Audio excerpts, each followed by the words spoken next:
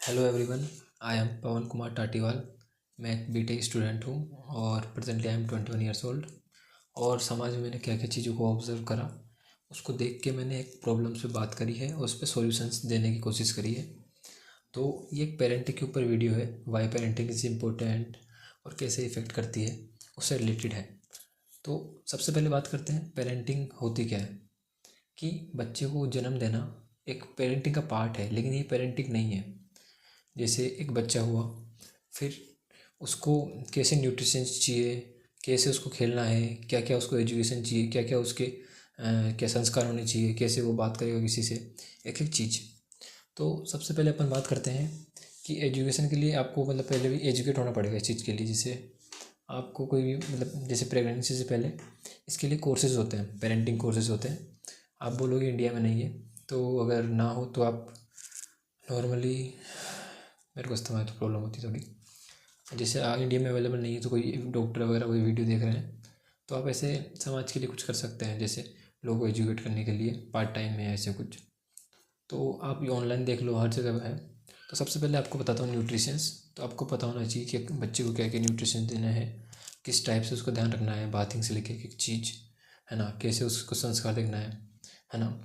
अब संस्कार कैसे देने हैं उसके बारे में आगे बात करेंगे, है ना। अब सबसे पहले अपन बात करते हैं, पेरेंटिंग का तो हो गया, अब उसके अपन बात करते हैं अपना। जैसे आजकल समाज में रेप ज़्यादा चल रहा है, रेप वगैरह नॉर्मल हो गया, मर्डर्स वगैरह। तो सबसे पहले आपको सिखाना पड़ेगा अपने बच्चों को कि किसी से, किसी भी पर्सन से कैसे बात करनी है, कैसे उनसे बिहेव करना है। तो वो एक अपने को सिखाना पड़ेगा, उसके बिना कुछ नहीं होगा, है ना। कैसे, और आप बच्चे जो भी अब्यूज़ कर रहे हैं वो आजकल बच्चों में बहुत कॉमन हो गया है। मैं थोड़ा सा अलग साउंड कर रहा हूँ, पता है मेरे को। क्या है ना कि आजकल बच्चों में काफ़ी कॉमन हो गया एब्यूसिंग करना, बिना बात के गालियाँ दे रहे हैं। उनको लगता है वो कूल हैं, थोड़ा जेंजी जनरेशन चल रहा है ऐसा, मैंने बहुत नोटिस करा है। मानता हूँ मैं भी इस जनरेशन का हूँ, मैं उससे पहले का हूँ आई थिंक, है ना। और आजकल हम किसी को भी कुछ भी बोल देते हैं, लेकिन ये होता है कि यार उसको मैं सॉरी क्यों बोलूँ, ये क्यों बोलूँ। तो saying sorry is not a big deal. किसी को से माफ़ी मांगना एक बुरी चीज़ नहीं है। तो कभी कभी अपनी गलतियों पे माफ़ी मांगना भी सीखना चाहिए इंसान को, क्योंकि उससे हम छोटे नहीं होते, है ना। उसके बाद अपन बात करते हैं सेक्स एजुकेशन की। क्योंकि इंडिया में आप वेब सीरीज़ों में देखोगे, कहीं पे भी देखोगे, इसको एक फैंटेसी बना दिया गया है। जबकि जो इंडियन धर्म है उसके अकॉर्डिंग, जो भारतीय धर्म है एंशियंट टाइम से, तो उसमें एक टाइप से इसको ऐसा था नहीं, मतलब ये बहुत ज़्यादा नॉर्मल चीज़ थी उस टाइम में। जैसे धर्म अर्थ काम, तो काम को भी एक दिया गया है ना, कि एक स्थान दिया गया है। तो ये बहुत नॉर्मल था, आपको ऐसे स्क्रिप्चर्स वगैरह दिख जाएंगे, जैसे खजरा वगैरह में भी है। तो ये बहुत नॉर्मल था उस टाइम में, इसके एजुकेशन का पार्ट था। लेकिन आजकल इसको फैंटेसी बना दिया गया है। और ये एजुकेशन देना इसलिए इम्पोर्टेंट है क्योंकि इंडिया में और ऐसे है ना काफ़ी जगहों में, पूरे वर्ल्ड में टीन प्रेगनेंसी बहुत ज़्यादा हो गई है। और ये एक बहुत अजीब चीज़ है, मतलब सही तो नहीं है ये चीज़। क्योंकि इमेजिन अ पर्सन, है ना, वो उसको पता नहीं है कि मतलब वो जब अभी जवान हुआ है और उसको पता नहीं रिस्पॉन्सिबिलिटीज़ क्या होती है, परिवार क्या होता है। और वो एक परिवार का पार्ट बन चुका है। Because it is not a orgasm, और मतलब ये कोई क्या बोलते हैं, मतलब एक प्लेजर नहीं है, it is not a pleasure, it is a responsibility. क्योंकि ये हम समाज के लिए सोचना चाहिए, समाज को, कि हम मजाक मजाक में किसी, आपके मजाक में किसी का जीवन डिपेंड करता है ना, कि आपके मजाक से किसी को इस दुनिया में आ सकता है कोई इंसान। तो वो चीज़ है। और आपको पता भी नहीं है कि किस टाइम पे क्या चीज़ खानी है। जैसे आजकल काफ़ी केसेस आते हैं ना, बच्चों के हाथ पैर कैसे होते हैं, किसी की आंखें कैसे निकली होती है। तो ये चीज़ काफ़ी केसेस होते हैं जो आपको डॉक्टर्स से कंसल्ट करना चाहिए, वो बताते हैं कि इसकी न, जैसे काफ़ी, एक तो वो था ना नमक वगैरह से रिलेटेड था, और एक और चीज़ थी याद नहीं आ रही मेरे को, आयोडीन वगैरह के अलावा एक और चीज़ थी, उसकी कमी होती है, मतलब जैसे आयरन वगैरह उनसे कमी होती है, उनसे प्रॉब्लम होती है काफ़ी। तो क्या क्या न्यूट्रिशंस होते हैं उनको भी नहीं पता, तो पता होना चाहिए वो चीज़। तो ये चीज़ें इंपॉर्टेंट है ना एजुकेशन में। और आपने अभी देखता हूँ, जैसे आपको बताता हूँ, आपने देखा होगा, जैसे आप कोई पेरेंट्स वगैरह देख रहे हैं तो बता रहा हूँ, पहले आपसे बच्चे बातें शेयर करते थे, लेकिन आजकल कोई भी बातें आपसे शेयर नहीं होती, आपको बस पता चलता है दूर से या फिर ऐसे। ऐसा क्यों होता है? क्या होता है कि ऐसा बचपन में ऐसा होता है, कोई स्कूल जाते हैं, कहीं जाते हैं, आपको एक एक चीज़ बता रहे हैं, सही चल रहा है। लेकिन एक दिन ऐसा होगा जैसे वो बोलेगी कि मैंने कॉलेज से बंक कर लिया, स्कूल से बंक कर लिया, तो उस टाइम आप उसको डांट देते हो ना, उसको समझाने के लिए आप डांट देते हो, तो उस टाइम पे वो सोचता है ना, ऐसे एक दो बार हुआ तो फिर वो बताने बंद कर देता है।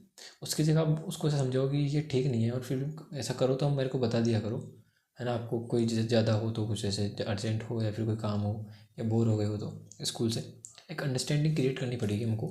एक जनरेशन दूसरे जनरेशन के बीच में एक अंडरस्टैंडिंग होना बहुत ज़रूरी है। तो ये उसका पार्ट हो सकता है ना। और आजकल देखा होगा आपने, लव मैरिज वगैरह के अगेंस्ट भी लोग जाते हैं। इनफैक्ट काफ़ी केसेस तो ऐसे आते हैं कि कोई लव कपल्स है ना, लव मैरिज वाले कपल्स है, तो उन्होंने शादी कर ली और फिर उनके परिवार वगैरह में लड़ाई हो रही है और आपस में लड़ाई चल रही है, जैसे कास्ट वगैरह रिलेटेड होती है। इसके बीच में अपन इतना नहीं जाएंगे क्योंकि वो सामाजिक चीज़ें काफ़ी कंट्रोवर्शियल है। लेकिन पेरेंट, एज ए पेरेंट आपको समझना पड़ेगा कि दोनों के बीच में अगर कॉम्बिनेशन सही है, दोनों का परिवार सही है, तो आपको प्रॉब्लम नहीं होनी चाहिए। ये कास्ट वगैरह और ये सब हमने बनाई है, हमारे द्वारा बनाई गई है। पहले के टाइम में ऐसा होता था कि कोई इंसान जो काम कर रहा है उसके अकॉर्डिंग उसका धर्म, उसका कास्ट वगैरह डिसाइड होती थी। लेकिन आजकल पता नहीं क्या हो गया है ना, तो इस पर अपन बात नहीं करेंगे।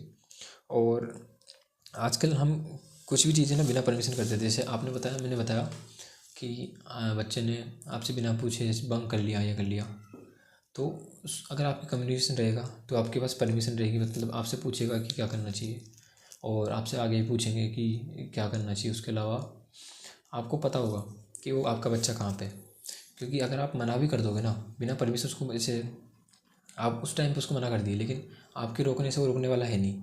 आपके रोकने से क्या होगा, आपने मना करा, बंक तो वो फिर भी करेगा, लेकिन उसका आपको पता नहीं रहेगा। और आपने उसको बोला कि मेरे को बता देना, कोई प्रॉब्लम नहीं है, तो तो आपको पता होगा आपका बच्चा कहाँ पे है, और एक अंडरस्टैंडिंग भी आपकी क्रिएट होगी इससे, है ना। उसके अलावा अपन आगे बात करते हैं। नेक्स्ट टॉपिक अपना है रोड सेफ्टी। जैसे आप बहुत ज़्यादा ज़रूरी है इसकी। इंडिया में क्या है ना कि रोड सेफ्टी एक मजाक हो गया है। जैसे आप रोड्स पे भी दे रहे हो, रोड भी ख़राब चल रही है, मानता हूँ मैं, इसमें गवर्नमेंट की भी गलती है, हमारी भी गलती है ना। हम नॉर्मल तो गवर्नमेंट भी मान सकते हैं, हमारी दोनों 50-50 बोल सकते हैं, 50-50। आप अपने अकॉर्डिंग देख लेना, है ना। तो रोड सेफ्टी में क्या होता है कि अपने को NCERT वगैरह में, इनमें राजस्थान बोर्ड में इनमें दिखा देते हैं कि ये जो रोड रूल्स है ये से फॉलो करने चाहिए। अरे नॉर्मली मजाक हो गया है। आजकल आप लाइसेंस लेने जाओ, लाइसेंस भी ऐसे बन जाते हैं, नॉर्मल है। लेकिन रोड पे आपको गाड़ी चलाना ही ज़रूरी नहीं है, गाड़ी चलाना आना ही ज़रूरी नहीं है। रोड पे आपको कैसे किसी से बिहेव करना है, कैसे इंडिकेटर देना है, और रोड के रूल्स क्या होते हैं। नाइट में आप चल रहे हो, डीपर का क्या रूल है, डीपर के भी रूल्स होते हैं। और रोड पे हॉर्न कब बजाना है, ये बहुत इंपॉर्टेंट है। क्योंकि आप जापान जाके देखो, चाइना जाके देखो, ऐसे कंट्रीज़ में क्या होता है, वहाँ पे आपको नॉइज़ मिलेगी ही नहीं, वहाँ पे हॉर्न आपको दिखेगा ही नहीं। क्यों? क्योंकि उनको एजुकेशन दी जाती है बचपन से, ऐसा उनको सिखाया जाता है कि कोई इमरजेंसी हो तब ही हॉर्न बजना चाहिए। जैसे यहाँ पे तो बहुत ज़्यादा कॉमन हो गया कि जैसे एक गाड़ी है, उसके बीच में पीछे गाड़ी चल रही है, लगभग 1-1 मीटर, सेंटीमीटर, इंचज़ का गैप करके चलते हैं लोग। अब एक ने रोका, दूसरा रोका, भिड़ गए, ऐसे फिर लड़ाई हो रही है। जबकि एक गाड़ी और दूसरी गाड़ी के बीच में एक सेफ डिस्टेंस मेंटेन होना चाहिए, क्योंकि हमें पता नहीं ना सामने वाला कब ब्रेक लगा ले, इसलिए। लेकिन इंडिया में बहुत ज़्यादा चल रहा है, ऐसे फाटकों पे होता है, फाटक बंद होती है ना, रेलवे फाटक, तो उसमें क्या होता है, इधर से बंदा आ रहा है, इधर से बंदा आ रहा है, दोनों आगे भिड़ रहे हैं, फिर ऐसे निकाल रहे हैं। कोई इलीगल तरीके से निकल रहा है, जैसे रोड के बगल में होता है ना कि फाटक के बगल में कट होता है, तो वहाँ से निकालने की कोशिश करें गाड़ी का जोड़ लगा के, ऐसे ऐसे हाफ क्लच में जूम जूम जूम करके। लेकिन समझ नहीं रहे कि आप जैसे जैसे ये, जैसे मान लो ऐसे जा रहे हैं अपन, और ये यहाँ पे रोड है, तो वो ऐसे जाके इसके आगे जाएगा, तो इसकी वजह से आप जल्दी नहीं जा रहे हो, आप उस वाले बंदे को लेट कर रहे हो, इस बंदे को लेट कर रहे हो आप, क्योंकि उसके सामने आ रहे हो आप। तो इसकी वजह आप रोड पे आओ ना, रोड से चलो, आपको भी सेफ्टी का सही रहेगा, और उस सामने वाले बंदे को प्रॉब्लम नहीं होगी। तो ये बहुत इंपॉर्टेंट है, रोड पे कैसे चल रहे हैं, कहीं भी थूक रहे हैं। और इसके अलावा भी अपने रोड्स में मानता हूँ मैं, रोड्स पे गलतियाँ हैं।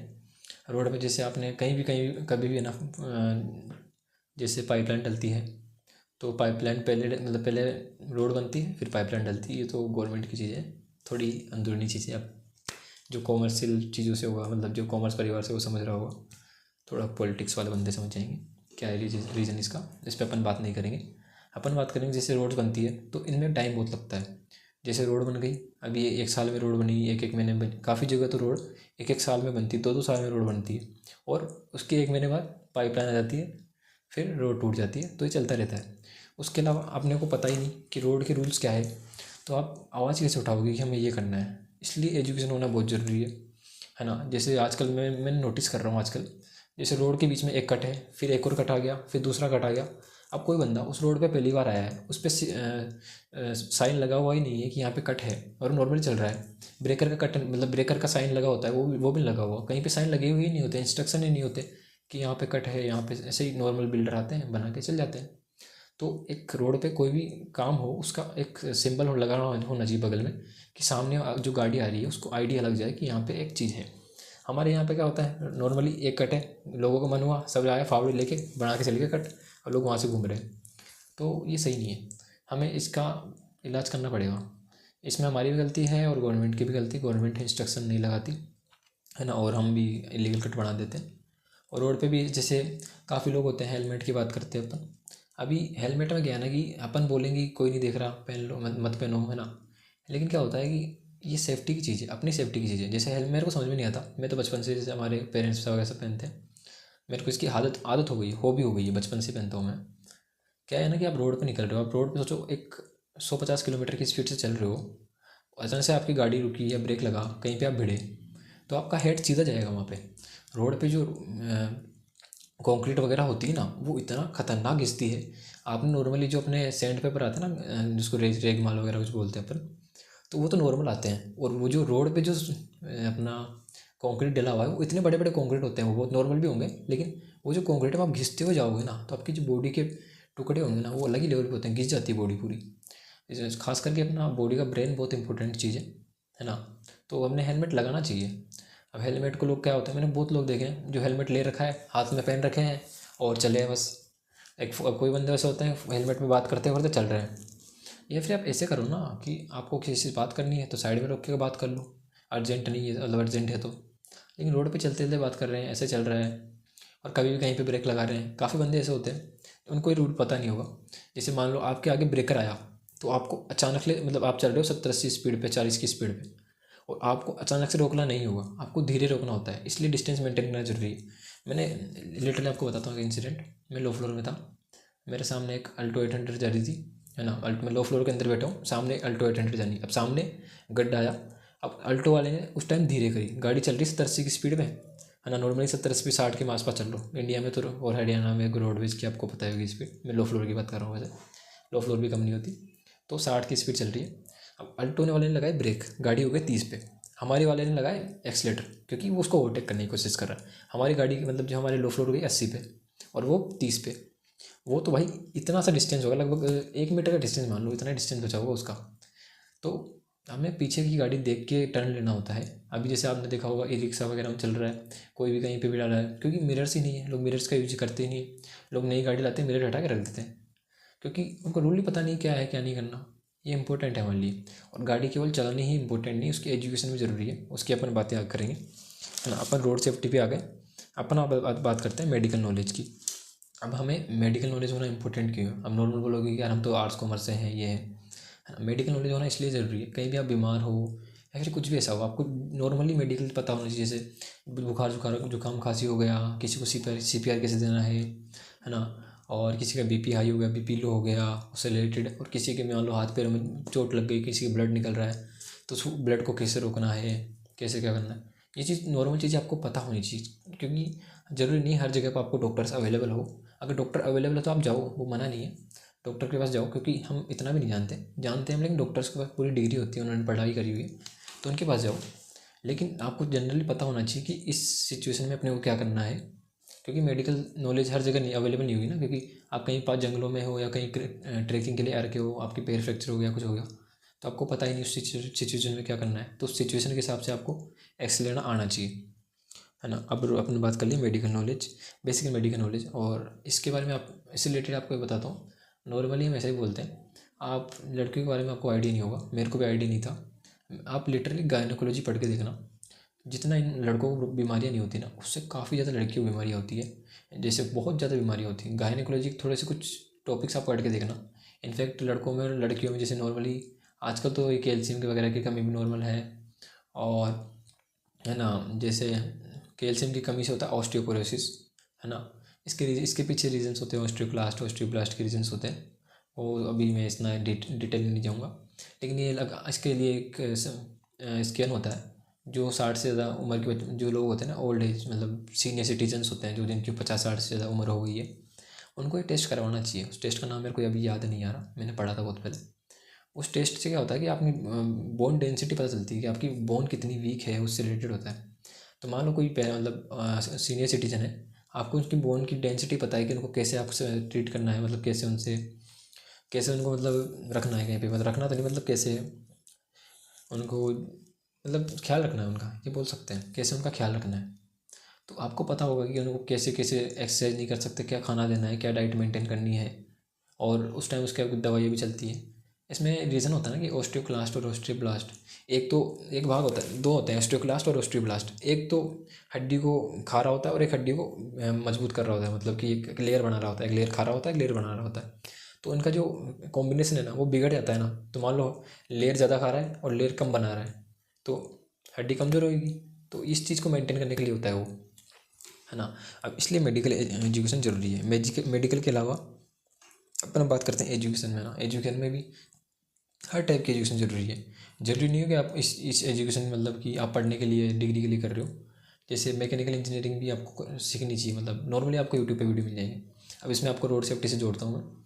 आप कोई भी व्हीकल आप चला रहे हो, आपको उस व्हीकल में पंचर कैसे निकलता है वो आना चाहिए, है ना। व्हीकल का इंजन कैसे काम कर रहा है ना। व्हीकल में कहाँ से वायरिंग में क्या फॉल्ट हो सकता है, कहाँ पे जैसे कोई बड़ी ट्रक वगैरह है उसमें कहाँ पे फ्यूज़ लगा हुआ है। मान लो कभी कभी रिले वगैरह उड़ जाती है, फ्यूज़ उड़ जाती है, तो आपको प्रॉब्लम होती है। तो उस टाइम में इसको कैसे फेस करें, ये चीज़ें आपको पता होनी चाहिए एक गाड़ी के बारे में। क्योंकि जैसे गाड़ी में क्या होता है, सर्दियों में गाड़ी स्टार्ट नहीं हो रही होती, क्यों स्टार्ट नहीं हो रही कि अपने को चौक देना है, या फिर स्पार्क प्लग गंदा हो रखा है, या फिर अपनी गाड़ी का भी अपन देखते हैं कि गाड़ी है ना वो पिकअप जनरेट नहीं कर रही होती, गाड़ी में बीच धुआं निकलने लग जाता है। ये धुआं क्यों निकलता है? गाड़ी क्या जो अपना इंजन होता है उसमें लगा होता है पिस्टन रिंग्स, पिस्टन होता है उसमें रिंग लगी होती है। अब नीचे ऑयल होता है और ऊपर पेट्रोल होता है, क्योंकि वो घूम रहा होता है ना। अब ऑयल थोड़ा सा जो रिंग ढीली हो जाती है ना, उस रिंग के बीच में से ऑयल निकलता है और वो पेट्रोल के साथ कंबसन में जाता है, मतलब कि वो जल रहा होता है। ऑयल जलता है तो धुआं निकलेगी। तो इसके लिए 5-10 हज़ार का खर्चा, नॉर्मली 4-5 हज़ार 10 हज़ार का खर्चा होता है, गाड़ी के अकॉर्डिंग डिपेंड कर सकता है। तो इससे अपन गाड़ी को बचा सकते हैं। लेकिन अभी इंडिया में क्या होता है, गाड़ी का 10 साल हो गए, 15 साल हो गई, भाई फेंको इसको। ये रूल मेरे को सही नहीं लगा, क्योंकि गाड़ी ये क्या है ना कि ख़राब नहीं होती यार, उसको अपन ठीक कर सकते हैं। अब क्या करें, गवर्नमेंट है, रूल्स है, एजुकेशन भी ऐसी है, इसके अगेंस्ट अपने को आवाज़ उठानी चाहिए। क्योंकि काफ़ी लोग मैंने देखे हैं, इनफेक्ट मी, इंक्लूडिंग मी, कि गाड़ी को अपन संभाल के रख रहे हैं और गाड़ी को टाइम टू टाइम सर्विस कर रहे हैं, लेकिन 10-15 साल बाद वो ख़राब हो रही है, तो ये सही नहीं है। मानता हूँ कि 10-5 साल में आपको टेक्नोलॉजिकल एडवांस चीज़ मिल जाती है, जैसे अपडेट्स होते हैं। जैसे आजकल तो ऑटोमेटिक ब्रेक ब्रेक लग जाता है ना, आगे गाड़ी आ रही है, मतलब हाईवे पे चल रहे हो और आपने ऑटो पायलट ऑन कर दिया, आगे कोई गाड़ी आएगी उसके अकॉर्डिंग आपकी गाड़ी की स्पीड डिसाइड होगी। इनफैक्ट कई बार तो टेस्ला वगैरह के जो ऐसे वीडियोस सामने आए, पायलट्स हो गया तो उन्होंने बचा लिया। और कभी कभी क्या होता है कि अचानक से गाड़ी रुक जाती है ना, उस टाइम में गाड़ी कभी कभी टर्न ले लेती है, तो नॉर्मल इंसान नहीं कर पाता।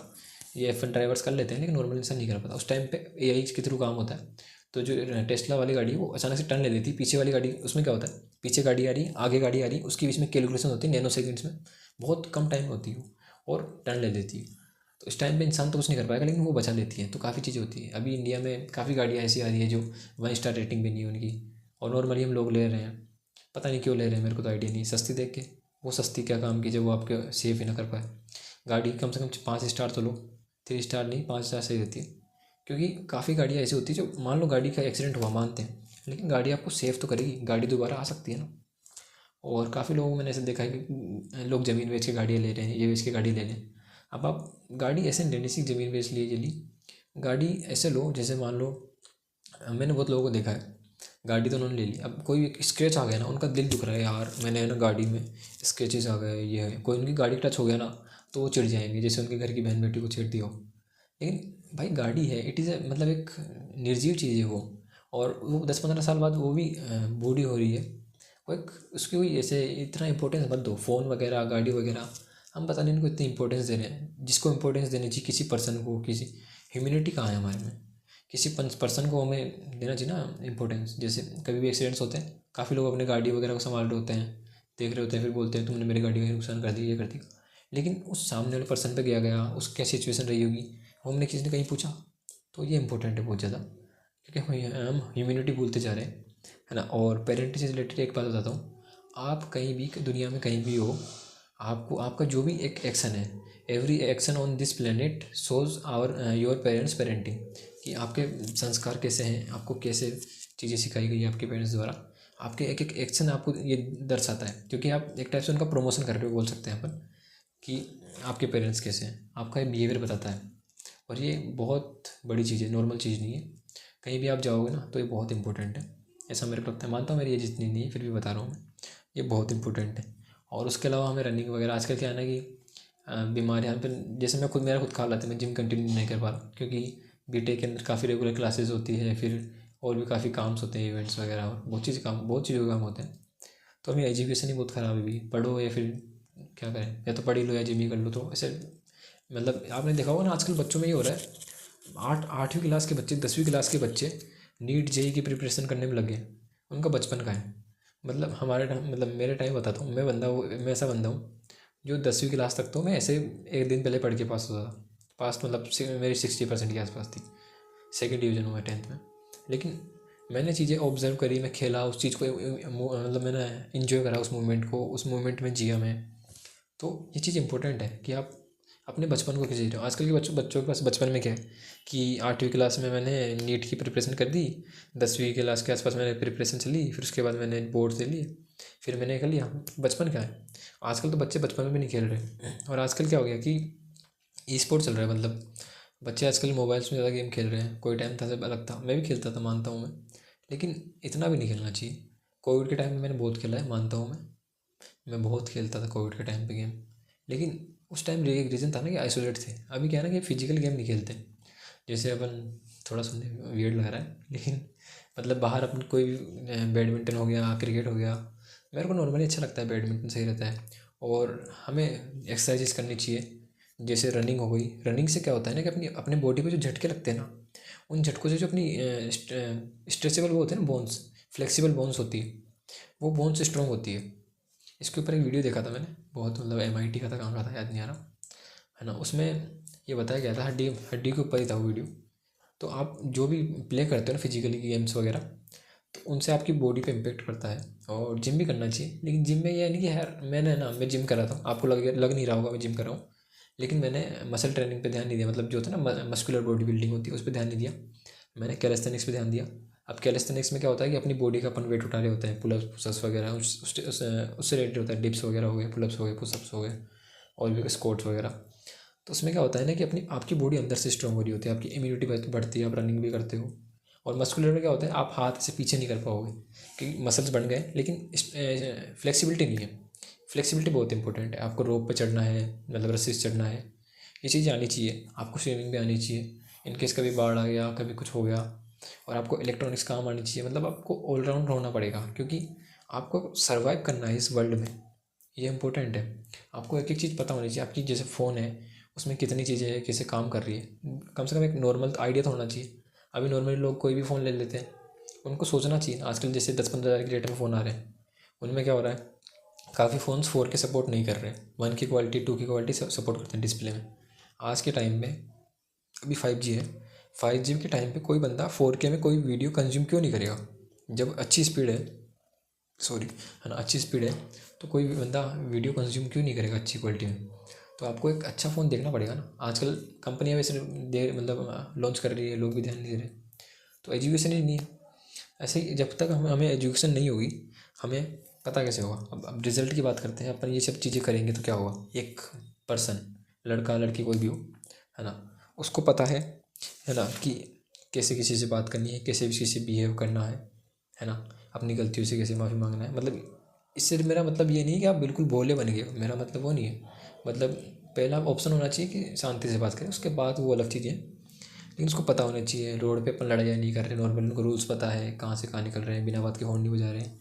रोड पे एम्बुलेंस वगैरह आ रही है तो उनको साइड दे रहे हैं, सेफ्टी रूल्स फॉलो कर रहे हैं। अगर आप 10 लगभग अप्रोक्सीमेटली 10 मीटर्स का डिस्टेंस मेंटेन करोगे ना एक गाड़ी से दूसरी गाड़ी के 10 मीटर का डिस्टेंस, तो इससे एक्सीडेंट होने के चांसेस बहुत कम होते हैं। अपन बिल्कुल टच होके चलते हैं तो भिड़ेंगे ही ना, फिर लड़ेंगे फालतू। उससे अच्छा तो है नहीं। उसके अलावा एम्बुलेंस को अपन साइड देंगे, काफ़ी लोगों की लाइफ बचेगी। और आपको मैं जैसे, और एक और चीज़ है, कचरे की बात बात पर बात करते हैं। अभी बहुत से लोगों को देखता हूँ मैं, बहुत सारे लोग कचरा कहीं भी खा रहे हैं, कहीं भी फेंक रहे हैं, फिर बोलते हैं क्या फ़र्क पड़ता है। लेकिन कचरा एक बहुत बड़ी बीमारी हो रही है। काफ़ी आप दिल्ली साइड एरिया में जाके देखो, काफ़ी आप ओशंस में देखो, मतलब कचरे का पहाड़ बन चुका है। और वो कचरा कंपनियाँ भी नहीं सोचती, हम भी नहीं सोचते।